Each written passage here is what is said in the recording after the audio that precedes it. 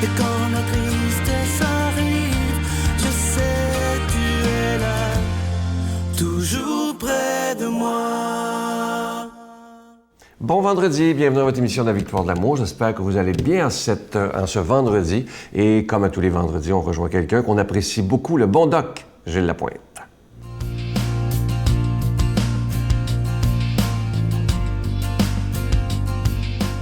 Bon matin tout le monde, j'espère que vous allez bien. La vie n'a de charme que si on sait bien l'employer ou l'utiliser. Écoutez bien ça, la vie n'a de charme que si on sait bien l'employer ou l'utiliser.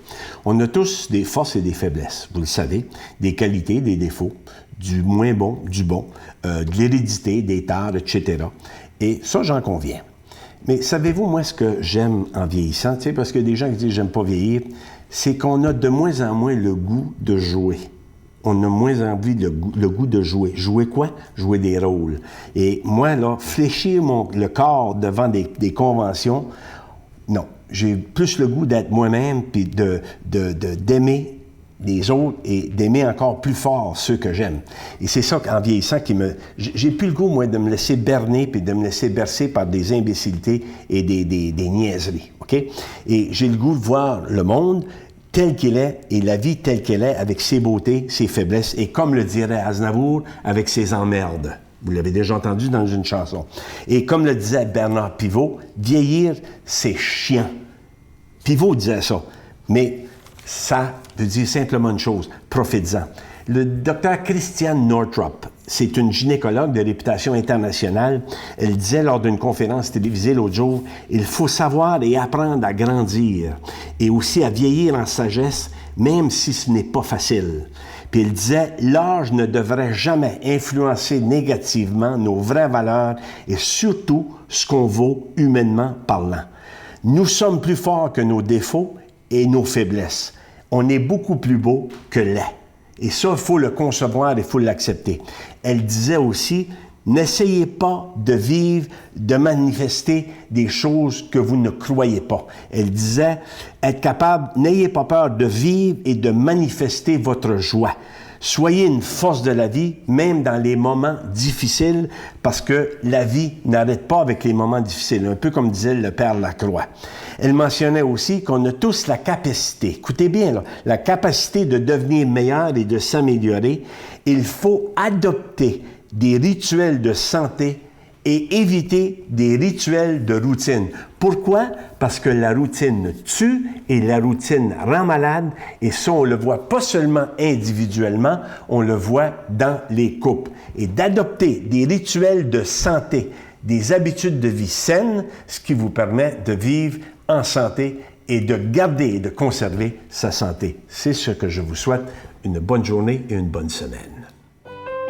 Notre Père qui es aux cieux, que ton nom soit sanctifié, que ton règne vienne, que ta volonté soit faite sur la terre comme au ciel. Donne-nous aujourd'hui notre pain de ce jour. Pardonne-nous nos offenses comme nous pardonnons à ceux qui nous ont offensés. Ne nous laisse pas entrer en tentation, mais délivre-nous du mal, car c'est à toi qu'appartient le règne, la puissance et la gloire pour les siècles des siècles. Amen. Bonjour tout le monde, j'espère que vous allez bien. Simplement pour vous rappeler qu'à la mi-novembre, je serai parmi vous, le Braillon sera parmi vous, pour une retraite basée sur la spiritualité, basée sur la santé, basée sur l'amour. Et je vais vous expliquer, c'est sûr, je vais vous parler de santé, c'est mon domaine, mais surtout de l'importance de la prière sur le cerveau et sur le physique et sur la vie en général. C'est un rendez-vous que je vous donne, j'espère que vous serez des nôtres parce que c'est une retraite extraordinaire. La Victoire de l'amour vous invite à une retraite spirituelle à Edmundston, Nouveau-Brunswick, les 13, 14 et 15 novembre 2015 sous le thème « Dieu est miséricorde, il espère et pardonne ».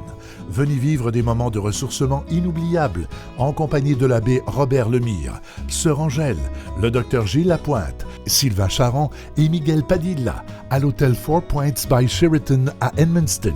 Réservez rapidement à notre bureau au 514-523-4433 ou sans frais au 1-888-811-92-91.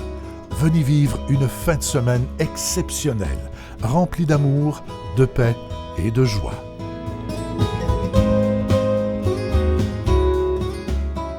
Comme je vous le disais la semaine dernière, en ce mois du rosaire, le mois d'octobre, ce mois dédié à la Vierge Marie, il n'y aura pas de cadeau du mois avec un don. Parce que, vous le savez, je vous en ai parlé souvent, les derniers mois étaient assez difficiles au niveau des dons. Et on s'est dit, toute l'équipe, pour essayer de renflouer, évidemment, parce qu'on a des factures à payer. Et l'été, bon, ça arrive souvent que c'est plus bas, mais les factures rentrent quand même l'été, ne prennent pas de vacances, malheureusement.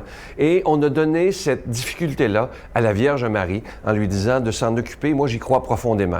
Il y a des gens qui vont se dire, mais comment ça fait qu'ils parlent d'argent d'une émission religieuse? Vous savez, ça fait 20 ans qu'on est plus que 20 ans qu'on est là et on doit payer pour être à la télévision, que ce soit pour la production, la diffusion. Et je dis souvent aux gens, l'important, c'est pas de se vider les poches. L'important, il y a des gens qui peuvent donner $1, $2, il y en a qui peuvent donner 5, il y en a qui peuvent donner beaucoup plus selon leurs moyens. Et c'est ça qui est important. Qu'on puisse donner selon ses moyens en disant, moi, je suis prêt à faire quelque chose pour que la parole de Dieu soit annoncée. Nous sommes une émission catholique. Alors moi, je vous remercie de tout cœur de faire un geste spécial en ce mois du rosaire. Je vous donne l'adresse, la Victoire de l'amour, casier postal 120, succursale Boucherville à Boucherville, le J4B 5E6, je vous la redonne, la Victoire de l'amour, casier postal 120, succursale Boucherville à Boucherville, le J4B 5E6. Également par téléphone, par carte de crédit du lundi au vendredi de 8h30 à 16h30 dans le 514-523-4433, 523-4433 ou sans frais, le 1-888-811-9291, 1-888-811-9291 et sur notre site Internet, le www.lavictoiredelamour.org.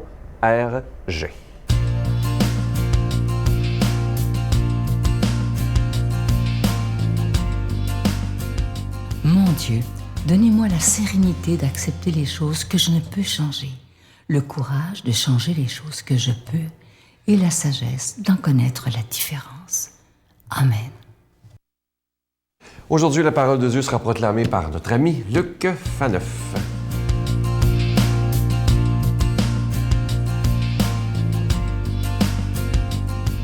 Bonjour, merci d'être là, merci pour votre foi. Merci pour votre fidélité aussi, vous qui soutenez la Victoire de l'amour, comme vous le faites si généreusement. Merci de nous permettre d'être là, le virage vraiment de l'évangélisation à travers les médias sociaux, à travers Internet, c'est tellement important. La télévision, évidemment aussi, médias traditionnels. Donc, peu importe la plateforme à partir de laquelle vous nous écoutez, je dirais au nom de Dieu, merci d'être là, au nom de l'œuvre, pour nous soutenir et surtout pour donner du temps à l'essentiel, l'écoute de la parole de Dieu qui fait vivre, qui est une parole qui, contrairement à toutes les autres paroles, les lectures de journaux, on entend la radio, ça résonne pas longtemps dans notre cœur. Mais la parole qu'on écoute chaque jour, elle résonne dans nos cœurs, elle reste là, elle nous fait grandir, elle porte du fruit. Quand justement on prie l'Esprit Saint, comme on le fait en ce moment, pour que, voilà, ça se produise, que cette parole, on la reçoive avec foi, avec confiance. Donc, écoutons ce que Jésus a à nous dire aujourd'hui. Jésus parlait à ses disciples de sa venue. Quand le Fils de l'homme viendra dans sa gloire et tous les anges avec lui, alors le Fils de l'homme siégera sur son trône de gloire. Toutes les nations seront rassemblées devant lui. Il séparera les hommes les uns des autres, comme le berger sépare les brebis des chèvres. Il placera les brebis à sa droite et les chèvres à sa gauche. Alors le roi dira à ceux qui sont à sa droite, « Venez, les bénis de mon Père, recevez en héritage le royaume préparé pour vous depuis la création du monde. Car j'avais faim et vous m'avez donné à manger. J'avais soif et vous m'avez donné à boire. J'étais un étranger et vous m'avez accueilli. J'étais nu et vous m'avez habillé. J'étais malade et vous m'avez visité. J'étais en prison et vous êtes venus jusqu'à moi. » Alors les justes lui répondront, « Seigneur, quand est-ce que nous t'avons vu? Tu avais donc faim et nous t'avons nourri, tu avais soif et nous t'avons donné à boire. Tu étais un étranger et nous t'avons accueilli, tu étais nu, nous t'avons habillé, tu étais malade ou en prison. Quand sommes-nous venus jusqu'à toi? » Et le roi leur répondra, « Amen, je vous le dis, chaque fois que vous l'avez fait à l'un de ces petits qui sont mes frères, c'est à moi que vous l'avez fait. » Acclamons cette parole de Dieu. Louange à toi, Seigneur Jésus. Que c'est beau, que c'est beau, que c'est beau. On a chacune des passages de l'Évangile, d'un des 4 évangiles ou de la parole de Dieu, de tout le Nouveau Testament, un des 27 livres, qui vraiment dans nos cœurs nous parle énormément. On peut penser par exemple dans l'épître de Jean, pour moi en tout cas, le fameux Dieu est amour. 3 lettres qui disent tout. Voilà, la révélation du christianisme au monde. Dieu est amour. Quand tu dis ça, tu as tout dit. Dieu est amour, en 3 mots. On peut penser aussi dans Jean 15, je suis la vigne, vous êtes les sarments. C'est un de mes textes préférés aussi pour montrer l'importance, comme on le fait aujourd'hui, d'être relié à Dieu par la prière, par l'écoute de sa parole. Mais ce texte-là, Matthieu 25, ce que j'aime, c'est qu'il concerne, il nous parle d'une réalité qui, je ne sais pas pour vous, mais moi, ça me préoccupe quand même. Pensez à notre mort et pensez aussi à l'après-mort, ce qu'on appelait finalement, au roulement de tambour et des trompettes, le jugement dernier. Qu'est-ce que c'est ça, le jugement dernier? De quoi sera-t-il fait, pardon? Alors aujourd'hui, l'Évangile nous en parle un peu. Il nous rappelle des choses assez évidentes. Mais avant, vous permettez de prendre peut-être 30 secondes pour parler d'une femme que j'aime tellement, la Sainte Marguerite Diouville. Et je sais, vous êtes tellement nombreuses, vous les Sœurs Grises, qui nous écoutez, qui nous soutenez chaque jour. Merci d'être là. Si vous savez comment j'aime Sainte Marguerite Diouville, c'est important de parler de cette sainte-là, parce que non seulement parce qu'elle a été la première québécoise canadienne, on va le dire comme ça, née à Varennes, puis après ça, sa vie à Montréal. Elle va prendre en héritage l'hôpital, l'asile, entre guillemets, des frères Charon qui étaient laissés à l'abandon. Après une vie très malheureuse comme mère de famille, son mari très volage, qui est infidèle, qui faisait, semble-t-il, selon les historiennes, le commerce de boissons et tout le reste, qui va mourir à 30 ans, certains disent même d'une flèche, après une mauvaise transaction. Mère Diouville, jamais, malgré toutes ses souffrances, va retirer son alliance de mariage. Elle mourra, donc elle aura comme 2 alliances sur son doigt, celle de son mariage, son mari infidèle, à qui elle a pardonné quand elle continue à aimer, et celle, évidemment, de sa consécration aux pauvres. Elle voulait devenir une sœur de la charité, en fait, une femme consacrée à toute la charité. Or, la vie de Mère Diouville, ça a été que cela, finalement. Bien sûr qu'elle priait, qu'elle avait une grande dévotion à la providence, Dieu le Père, elle avait connu la souffrance, la pauvreté, donc elle avait vraiment vu et senti que Dieu était un Père qui nous aime, Dieu Providence qui prend soin de nos moindres détails, mais surtout, Mère Diouville, ça a été toute ça sa vie, s'occuper des gens qui étaient nus, habiller les gens, qui étaient nus, nourrir les gens qui avaient soif, qui avaient faim, la charité envers les autres. Et au fond, s'il y avait une charte, on dit souvent que la charte du christianisme, qui résume tout, ce sont les béatitudes. Moi, je crois que la charte du christianisme, c'est maintenant Matthieu 25, qui nous dit vraiment qu'au soir de notre vie, comme disait Jean de la Croix, nous serons jugés sur l'amour. Oui, c'est important d'aller à l'église, de prier, mais attention, tout aussi important, s'occuper des autres. Demandons à Dieu de nous bénir, lui qui est Père, Fils et Saint-Esprit. Bonne journée. Je vous salue Marie, pleine de grâce. Le Seigneur est avec vous. Vous êtes bénie entre toutes les femmes, et Jésus, le fruit de vos entrailles, est béni. Sainte Marie, Mère de Dieu, priez pour nous pauvres pécheurs, maintenant et à l'heure de notre mort. Amen. Écoutez bien ce beau petit texte. C'est une folie de haïr toutes les roses parce qu'une épine vous a piqué, d'abandonner tous les rêves parce que l'un d'eux ne s'est pas réalisé, de renoncer à toutes les tentatives parce qu'on a échoué.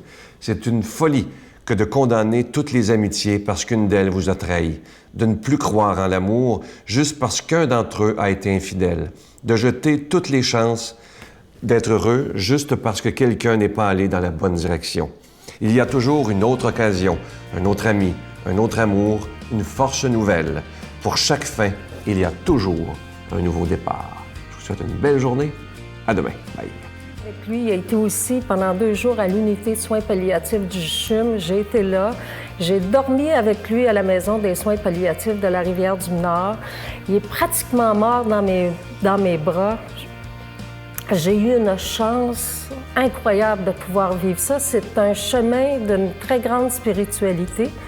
Je suis plus la même personne.